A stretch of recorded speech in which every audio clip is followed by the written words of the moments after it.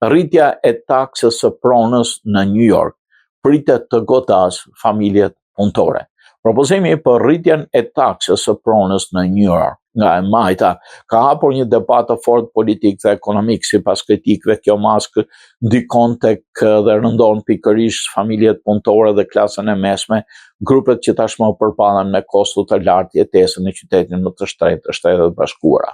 Po kush do ta ndjejë realisht rritjen? Në një letër, një familje me të ardhura rreth $120,000 në vit mund të duket në rregull, por në realitetin në New York, ku qerat, sigurimet, kujdesi për fëmijët dhe shpenzimet e përditshme janë jashtëzakonisht të larta, kjo shumë nuk përfaqëson më një luks.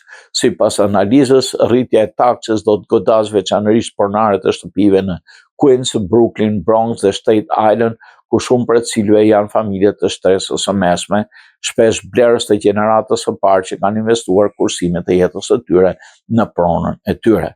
Problemi i sistemit aktual. Një nga argumentet kryesore të kritikave është se sistemi i taksimit të pronës në New York City është tashmë i pabarabartë.